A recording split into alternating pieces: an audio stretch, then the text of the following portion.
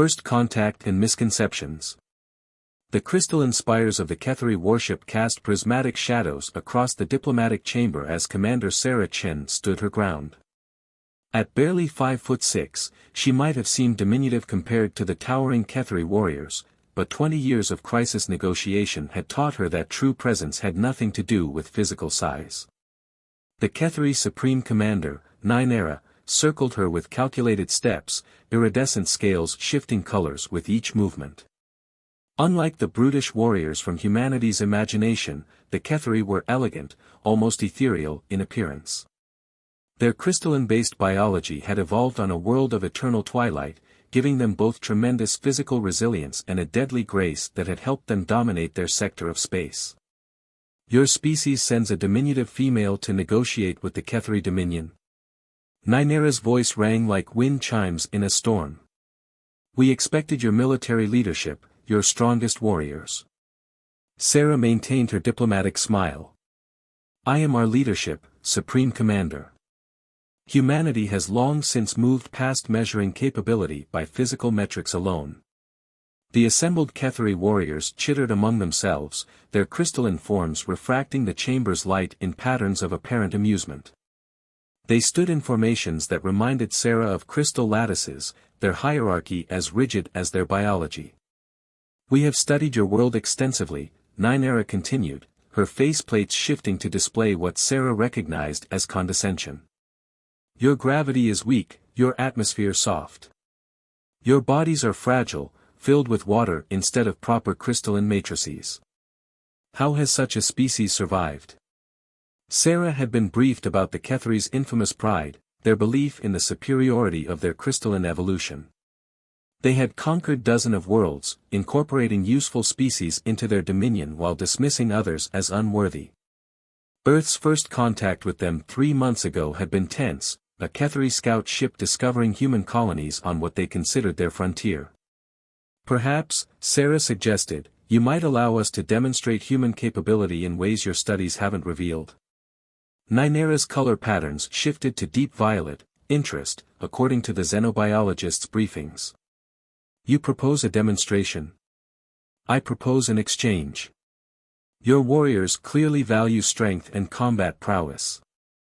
Allow us to host a joint military exercise. You can observe our methods firsthand, and we can learn from yours. The chamber erupted in crystalline laughter, the sound like thousands of breaking glasses. You would pit your soft bodies against Ketheri warriors. Even our youngest can shatter titanium with a touch. Sarah activated her datapad, projecting holographic footage of human special forces in training, parkour across urban environments, underwater operations, desert survival, and high-altitude drops. Physical strength takes many forms, Supreme Commander. Humanity has survived and thrived because we adapt. We overcome. We endure. Nynaera studied the footage, her crystalline form refracting complex patterns of light that Sarah's cultural training identified as both dismissal and curiosity. Your species is prideful despite your limitations. Very well. We accept this exchange, but with conditions. Name them. You will participate personally, Commander Chen. If humans truly value leadership beyond physical power, then you will demonstrate this yourself. And when your weakness is exposed, Earth will accept its proper place within the Dominion, as a protectorate race, under our guidance and control. Sarah felt the weight of Earth's future settle on her shoulders. The Ketheri Dominion had overwhelming military superiority. This exchange might be humanity's only chance to prove their worth as equals rather than subjects. What Nynaera didn't understand was that Sarah hadn't been chosen despite her physical stature, she'd been chosen because of everything else she represented. I accept, Sarah said, her voice steady. But I have a condition of my own. When we succeed, the Ketheri will acknowledge humanity as equals and withdraw their territorial claims to our colonies. Nynaera's color patterns shifted to deep crimson. You speak of success as if it were possible. Your confidence borders on delusion, but it amuses us. Very well, Commander Chen. You have 3 Earth days to prepare your demonstration. We will convene at your lunar military facility. As Sarah left the chamber, she could feel the dismissive gazes of the Ketheri warriors. They saw her as they saw all humans, soft, weak, limited. They didn't understand that humanity's greatest strength lay not in their bodies, but in their minds, their will, and their unwavering determination to prove everyone wrong about their limitations. She tapped her communicator. Chen to Earth command. The Ketheri took the bait. Prepare the lunar facility. And get me Major Santos and his team. It's time to show these crystal warriors what human ingenuity really looks like. The Ketheri would learn soon enough that humanity's soft nature was precisely what made them dangerous. After all, water might seem weak compared to crystal, but given enough time and persistence, water could carve through any stone. The challenge of strength. The lunar facility's reinforced dome gleamed under Earth's reflected light as the Ketheri delegation arrived. Their crystalline ship, a massive structure that resembled an elongated diamond, cast prismatic patterns across the installation's surface. Inside the facility's main training arena, Commander Sarah Chen watched the final preparations with Major Diego Santos, her chosen demonstration partner. "They're expecting us to fail spectacularly," Diego said, checking the seals on his modified exosuit. Unlike standard military gear, this version had been stripped down to its bare essentials, more like a second skin than armor. The surveillance feeds from their ship show they've been laughing about this for days. Sarah adjusted her own suit's neural interfaces. Good. The more they underestimate us, the more effective this lesson will be. Is everything in place? All 5 challenge zones are ready. Dr. Patel's team outdid themselves with the environmental controls. Even I'm not entirely sure how some of these setups work. The arena's massive doors opened, admitting Supreme Commander Ninera and her entourage of warriors. Their crystalline forms had adapted to the lunar gravity, becoming even more elongated and elegant. They moved like living prisms, each step precise and measured. "We have studied your proposed challenges," Ninera announced, her voice resonating through the chamber. "They seem insufficient to properly demonstrate warrior prowess. Perhaps you would prefer to face us directly in combat." Sarah stepped forward, her suit's sensors already gathering data on the Ketheri's crystalline structures. "The challenges are designed to test more than just combat ability, Supreme Commander. True strength reveals itself in many forms." "Strength is absolute," one of Ninera's lieutenants interjected. "It can be measured, quantified. Your species' insistence on abstract concepts merely masks your physical inadequacies." "Then you should have no trouble completing these simple tasks," Diego said, his voice carrying a hint of challenge that made several Ketheri warriors shift colors in anger. Ninera's form pulsed with deep violet light. "Proceed with your demonstration, Commander Chen. Let us witness these different forms of strength you praise so highly." The first challenge zone activated, transforming a section of the arena into a complex obstacle course. Unlike traditional military courses, this one featured rapidly changing gravitational fields, electromagnetic disruptions, and surfaces that randomly altered their molecular structure. "The first test is adaptation," Sarah explained. "Participants must reach the other side, but the path constantly changes. Every solution is temporary." A Ketheri warrior stepped forward, her crystalline form glowing with confidence. She launched herself into the course with impressive speed, her natural abilities allowing her to easily traverse the first few obstacles. But as the gravitational fields shifted and the surfaces began to change, her rigid crystalline structure became a liability. She couldn't adjust quickly enough to the unpredictable changes. After several frustrated attempts, she retreated, her color patterns showing clear distress. "This challenge is flawed," she declared. "No warrior should need to adapt when they can simply power through obstacles." Sarah nodded to Diego, who entered the course.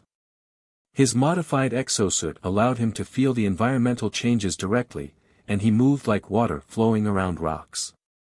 Where the Ketheri warrior had tried to fight against the changing conditions, Diego worked with them, letting each shift in gravity or surface structure guide his next move.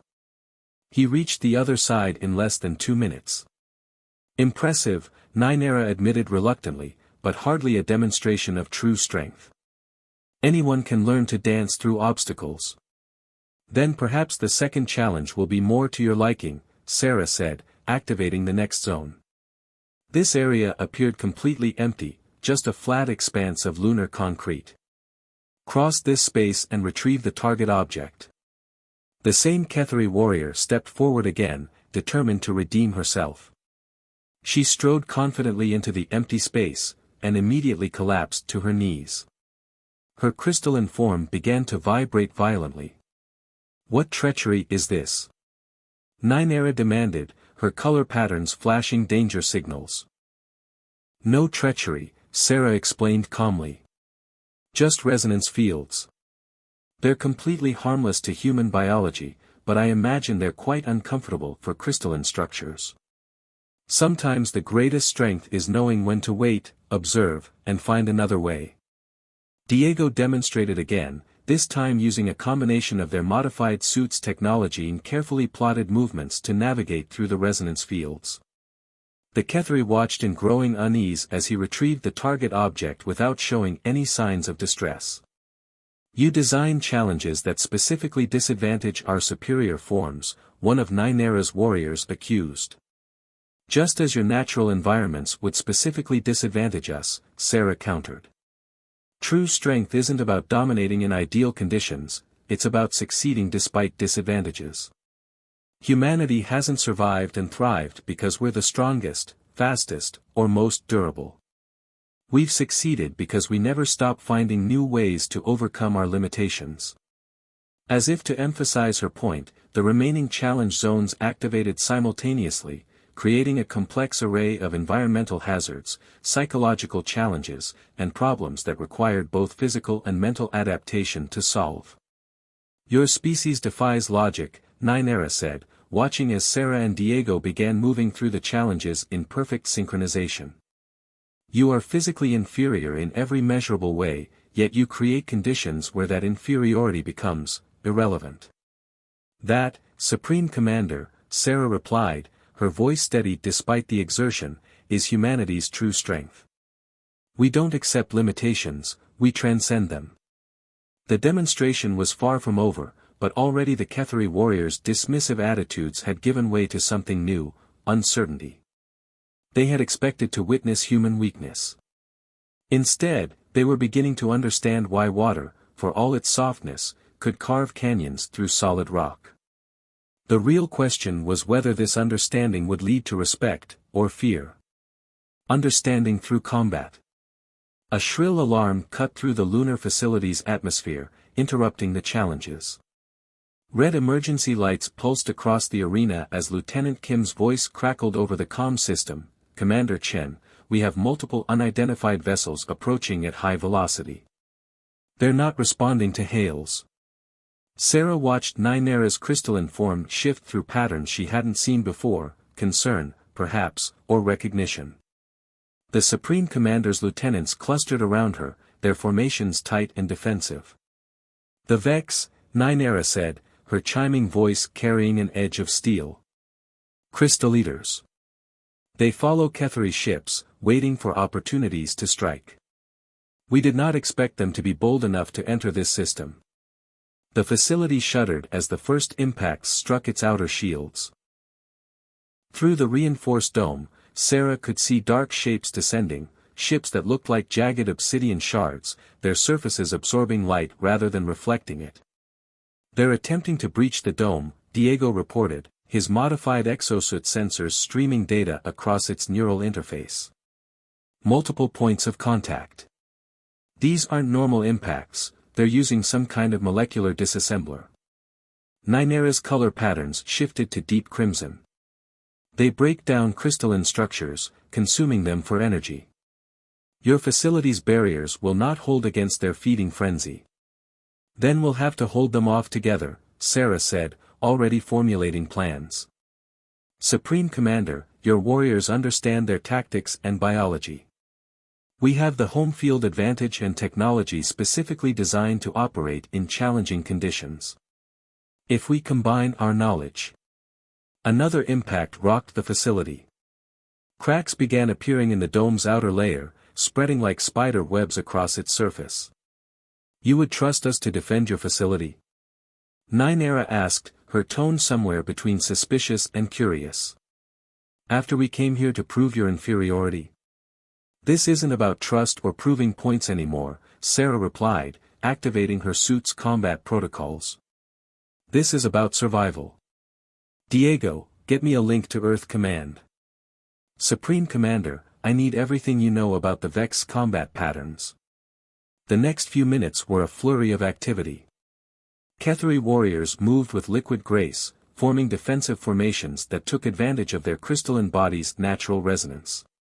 Human security teams deployed with modified sonic weapons and electromagnetic disruptors, positioning themselves in the gaps between Ketheri formations. They will breach in 3 locations, Ninera predicted, her form pulsing with battle light. They always attack in triads, trying to create resonance patterns that shatter larger crystalline structures. Sarah nodded, understanding flowing between species as combat forced them to focus on survival rather than superiority. Diego, reconfigure the challenge zones. We can use the resonance fields to disrupt their molecular disassemblers. The first breach came with a sound like screaming glass. The Vex poured through, writhing masses of dark crystal that seemed to drink in light itself. They moved with horrible purpose, their surfaces rippling as they sought prey. What followed was a dance of death and cooperation that neither species had imagined possible. Where Ketheri warriors met the Vex head-on, their crystalline forms vibrating at frequencies that disrupted the attacker's molecular structure, human soldiers darted between them with precision strikes.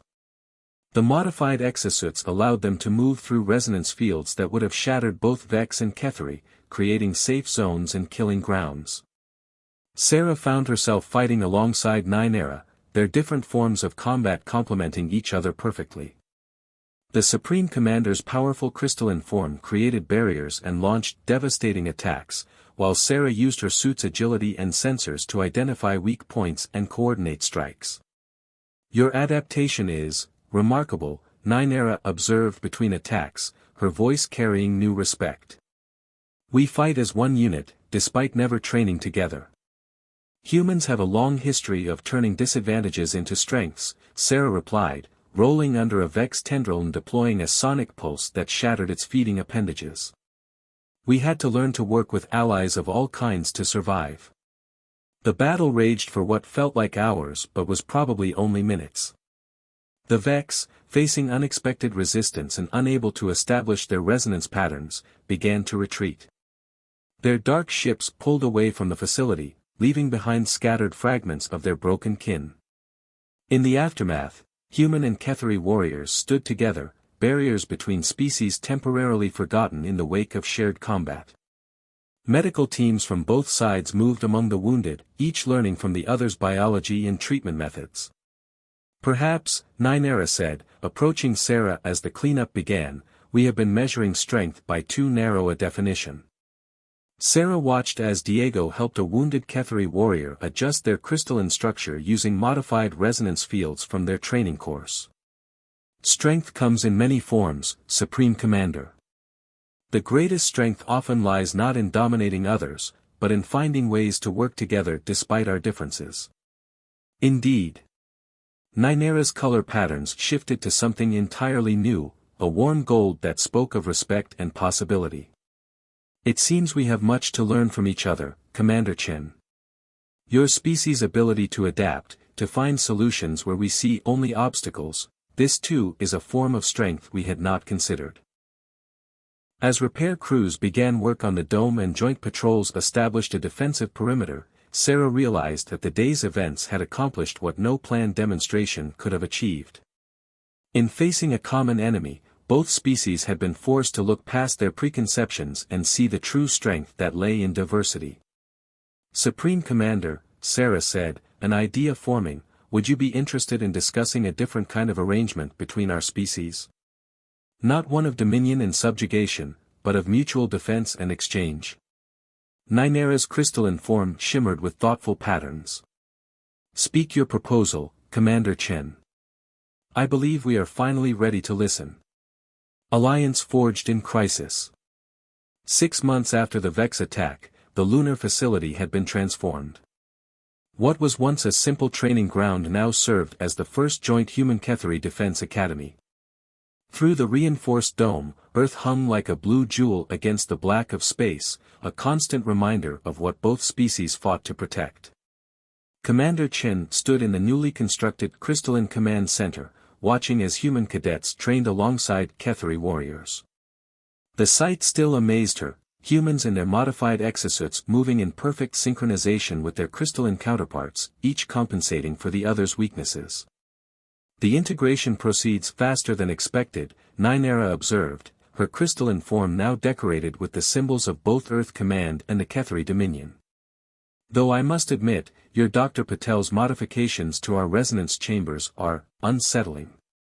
Sarah smiled, remembering the scientist's excitement at working with Cathari technology. "Change usually is. But the ability to modify crystalline structures on a molecular level will revolutionize both our society's defensive capabilities." Their conversation was interrupted by a priority alert. Lieutenant Kim's hologram materialized in the center of the command room, her expression grave. "Commander, Supreme Commander, long-range sensors have detected multiple Vex fleet signatures. This isn't a raiding party. They're bringing an armada." The command center erupted into activity. Three-dimensional star charts materialized, showing the approaching Vex forces. Their obsidian ships moved like a dark tide through space, consuming everything in their path. "They're adapting," Diego reported, entering the chamber with fresh combat data. "The survivors from our last encounter must have shared information. These ships show modified molecular structures, they're trying to counter our resonance weapons." Ninera's color patterns shifted to deep crimson. "They have never gathered in such numbers. This is not their normal behavior. Because they've never encountered a threat like us before," Sarah realized. "We didn't just drive them off, we showed them that Cathari and humans working together could defeat them. Now they're responding with overwhelming force." The tactical displays showed the Vex fleet's trajectory. They would reach the Sol system in less than 2 weeks, and their path would take them through both human colonies and Cathari outposts. "We need to accelerate the integration program," Sarah said, her mind racing through possibilities. "Every ship, every crew needs to be mixed, human and Cathari working together. It's our only advantage." "Agreed," Ninera replied, her crystalline form pulsing with battlelight. "But we must go further. The resonance chambers Dr. Patel modified, could they be adapted for ship-scale applications?" Diego's eyes widened as he caught their meaning. "A battleship with a crystalline core, crewed by both species. Human technology managing the resonance fields while Cathari warriors channel them, it could work." 2 weeks to build something never before attempted," Sarah mused. "Good thing impossibility is humanity's specialty." What followed was a frenzy of activity that would have seemed impossible just months ago. The lunar facility became a crucible of innovation, with human engineers and Cathari crystal shapers working around the clock. Dr. Patel's team merged human neural interface technology with Cathari crystalline structures, creating hybrid systems that could be controlled by both species simultaneously. The first prototype ship took shape in lunar orbit, a vessel that looked like neither human nor Cathari design, but something entirely new. Its hull was a matrix of advanced alloys and living crystal, capable of reconfiguring itself in response to damage. At its heart was a massive resonance chamber, designed to amplify both Cathari natural abilities and human technological innovations. "Beautiful, isn't she?" Diego asked, standing with Sarah in the observation deck as the ship underwent its final tests. "The Cathari are calling it the Harmony of Spheres. Apparently, it's a reference to some ancient crystal song about unity." Sarah watched as the ship's crystalline sections pulsed with test patterns, its human crew and Kethri warriors learning to operate as a single organism. "We've created something entirely new, not just a ship, but a symbol of what we can achieve together." Commander Chen, Ninera's voice chimed through the comm system. "The first long-range engagement simulations are complete. The results exceed all projected models." Before Sarah could respond, new alerts flashed across the command screens. The Vex fleet had accelerated, somehow detecting the threat of the prototype ship. They would arrive in half the expected time. "They're afraid," Ninera observed, her tone carrying an edge of satisfaction. "They recognize that we have created something beyond their ability to consume." Sarah straightened, feeling the weight of the moment. Everything they'd learned about each other, every breakthrough in combining their strengths, had led to this point. Then let's give them something to really fear. Begin full production of the hybrid fleet. It's time to show the galaxy what happens when humanity's adaptability meets Kethri power. As the alert klaxons sounded and both species rushed to battle stations, Sarah couldn't help but smile. The Vex had intended to exploit the differences between humans and the Kethri. Instead, they had forced them to discover how those very differences could become their greatest strength. The real battle was about to begin, and this time, they would face it together. Victory through unity. The void between Mars and Jupiter erupted with light as the Vex armada dropped out of faster-than-light travel. Their obsidian ships blotted out the stars, a wall of darkness that seemed to devour the very vacuum of space. But waiting for them was something they had never encountered before, the combined human-Kethri defense fleet. At its center, the harmony of spheres gleamed like a newborn star, its crystalline matrix pulsing with possibilities. Commander Sarah Chen stood on its bridge, surrounded by displays showing both human sensor data and Kethri crystal resonance patterns. Supreme Commander Ninera's form shimmered beside her, their two species command styles merged into something entirely new. "They outnumber us 3-1, Diego reported from his station, his modified exosuit now integrated directly with the ship's hybrid systems. "But their formation suggests confusion. They've never seen ships like ours before." "Then let's show them what they're dealing with," Sarah said, nodding to Ninera. "All ships, execute pattern unity." The human Kethri fleet moved as one organism, their hybrid ships flowing into formations that would have been impossible for either species alone. Crystal resonance fields amplified by human technology created a web of energy between vessels, turning the space between them into a deadly maze. The Vex struck first, their ships launching waves of molecular disassemblers, but this time, they found no purchase. The hybrid hulls shifted and adapted, human engineering allowing the crystalline structures to change frequency faster than the Vex could analyze them.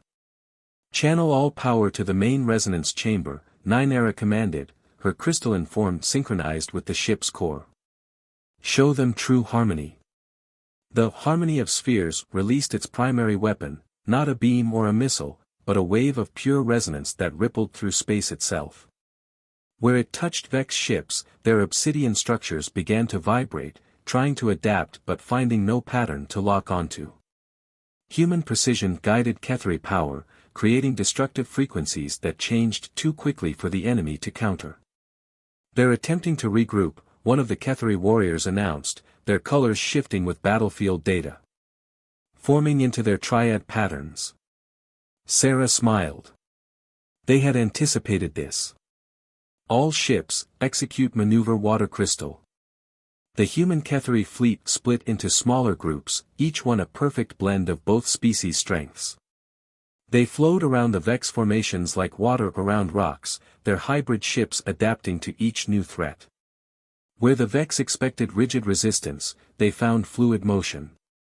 Where they sought weakness, they found strength multiplied by unity. The battle became a dance of light and shadow, with the combined fleet moving in ways that defied traditional space combat doctrine. Human tactical innovations merged with Kethri crystal song, creating strategies that evolved faster than the Vex could comprehend. "Their flagship is attempting something," Diego warned, his neural interface streaming data across the bridge. Massive power buildup, they're trying to create some kind of super-resonance. The Vex mothership surface began to ripple, dark energy coursing through its structure. It was attempting to turn the combined fleet's strength against them, to create a resonance that would shatter both human and Ketheri ships alike. They still don't understand, Ninera observed, her voice carrying both amusement and determination. They think harmony can be used as a weapon of destruction. Then let's teach them one final lesson, Sarah replied. All ships, form the unity sphere. Channel everything into the resonance network. The human Ketheri fleet moved into their most ambitious formation yet, a perfect sphere with the harmony of spheres at its center. Each ship linked with its neighbors, creating a vast network of crystalline resonance guided by human precision. Energy flowed between them, not fighting against the Vex attack but embracing it, channeling it, redirecting it. When the Vex mothership released its super-resonance, it met not resistance but acceptance. The combined fleet took the energy into their network, their hybrid ships transforming it through frequencies that spoke of cooperation instead of consumption. The very power meant to destroy them became part of their strength. The effect was catastrophic, for the Vex. Their ships, unable to process the transformed energy, began to break apart. The dark fleet that had terrorized space for so long dissolved not through violence, but through the power of unity turned back upon itself. In the aftermath, as the last Vex ships retreated or disintegrated, Sarah stood with Ninera in the observation dome of the Harmony of Spheres. Earth glowed in the distance, while the crystalline sections of their ship sang with victory. We have changed everything, Ninera said, her color patterns showing depths of emotion never before shared with humans. Not just the balance of power in space, but the very meaning of strength. Sarah watched as human repair crews worked alongside Ketheri crystal shapers, rebuilding and improving their ships even as the battle debris still cooled. That's what humanity does best, Supreme Commander. We don't just adapt to change, we become the change itself.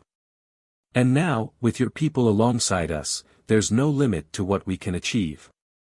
Perhaps, Ninera chimed softly, that is why the Vex feared us so much. Not our weapons or our technology, but our ability to turn differences into strength, opposition into harmony. As the combined fleet regrouped and began the journey home, Sarah reflected on how far they'd come from those first tense meetings. The Ketheri had arrived expecting to find weakness in humanity's softness, in their need to adapt rather than dominate.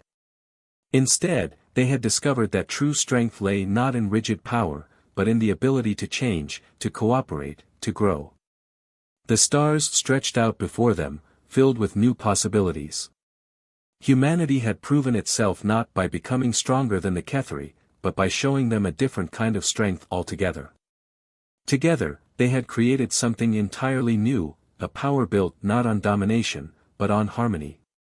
And somewhere in the vast darkness of space, other species were about to learn what that meant.